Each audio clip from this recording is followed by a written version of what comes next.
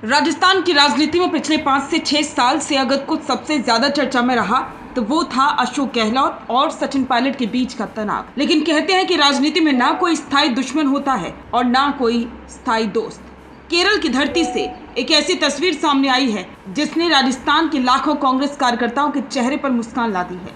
सचिन पायलट जो केरल चुनाव के सीनियर ऑब्जर्वर हैं, उनके एक अनुरोध पर पूर्व मुख्यमंत्री अशोक गहलोत न केवल केरल पहुंचे बल्कि वहां एक धमाकेदार प्रेस कॉन्फ्रेंस को भी संबोधित किया।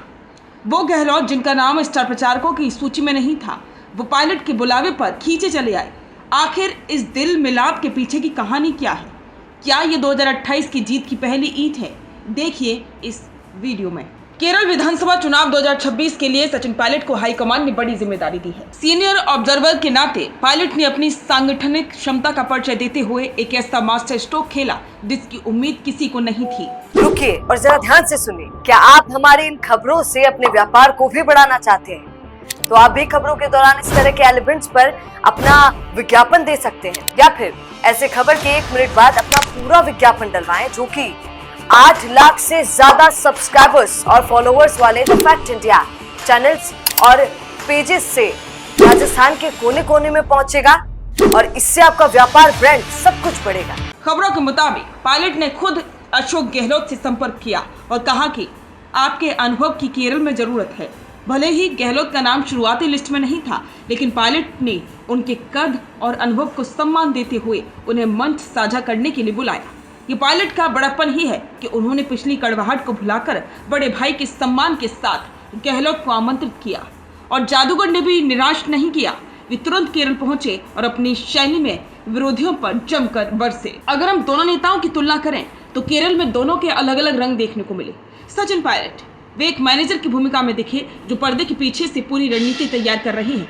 उनका फोकस डेटा, बूथ मैनेजमेंट और युवाओं को जोड़ने पर है।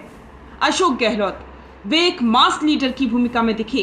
प्रेस कॉन्फ्रेंस में जिस तरह उन्होंने केंद्र सरकार और स्थानीय मुद्दों को घेरा, उसने साबित किया कि उनके भाषणों की धार आज भी वैसी ही है। और दिलचस्प बात तो यह है कि जब ये दोनों एक साथ होते हैं तो कांग्रेस की ताकत दोगुनी हो जाती है। पायलट की आधुनिक सोच और गहलोत की जमीनी पकड़, यही वो फॉर्मूला है जिसकी तलाश कांग्रेस हाईकमान वर्षों से कर रहा था। केरल में पिघली ये बर्फ राजस्थान कांग्रेस के लिए किसी संजीवनी से कम नहीं है। राजस्थान में कार्यकर्ता अक्सर इस बात से परेशान रहते थे कि उनके दो सबसे बड़े नेता आपस में क्यों उलझ रहे हैं, लेकिन अब जब डोटासरा संगठन मजबूत कर रहे हैं और गहलोत पायलट एक मंच पर आ रहे हैं तो 2028 की राह आसान दिखने लगी है। राजनीतिक जानकारों का मानना है कि अगर ये तालमेल बना रहा तो बीजेपी के लिए राजस्थान का किला बचाना मुश्किल होगा। पायलट ने केरल में गहलोत को बुलाकर ये संदेश दे दिया है कि वे टीम वर्क में विश्वास रखते हैं और गहलोत ने वहां जाकर ये जताया है कि वे युवाओं के नेतृत्व को स्वीकार करने के लिए तैयार है। इस पूरे घटनाक्रम के पीछे हाईकमान की भी बड़ी भूमिका मानी जा रही है। राहुल गांधी और खड़गे चाहते थे कि राजस्थान की ये जंग खत्म हो। केरल चुनाव को एक एक्सपेरिमेंट की तरह इस्तेमाल किया गया, जहां दोनों नेताओं को एक साथ काम करने का मौका मिला। पायलट का ऑब्जर्वर बनना और गहलोत का प्रचारक बनना ये बताता है कि भविष्य में पदों का बंटवारा इसी तरह से सम्मानजनक होगा। ये सिर्फ केरल की प्रेस कॉन्फ्रेंस नहीं थी, ये राजस्थान कांग्रेस के पुनरुद्धार की घोषणा थी। दिल की बर्फ का पिघलना बताता है कि अब कांग्रेस का फोकस सिर्फ सत्ता पर है, संघर्ष पर नहीं। तो क्या आपको भी लगता है कि गहलोत और पायलट की जुगलबंदी राजस्थान में कांग्रेस की किस्मत बदल देगी? क्या पायलट का यह अनुरोध राजस्थान की राजनीति का नया टर्निंग पॉइंट है? आपकी नजर में इन दोनों में से किसका अंदाज ज्यादा प्रभावी रहा? अपनी राय कमेंट में जरूर दें और बने रहें द फैक्ट इंडिया के साथ। बिजनेस अच्छा हो सकता है, लेकिन अगर नाम नहीं दिखा तो पहचान कैसे बनेगी?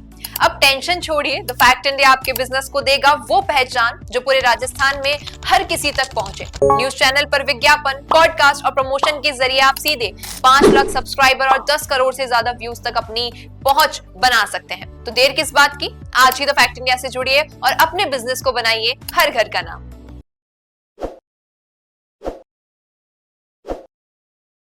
ताज़ा खबरों के लिए विजिट करें द फैक्ट इंडिया की वेबसाइट और डाउनलोड करें द फैक्ट इंडिया ऐप। ताज़ा खबरों के लिए विजिट करें द फैक्ट इंडिया की वेबसाइट और डाउनलोड करें द फैक्ट इंडिया ऐप।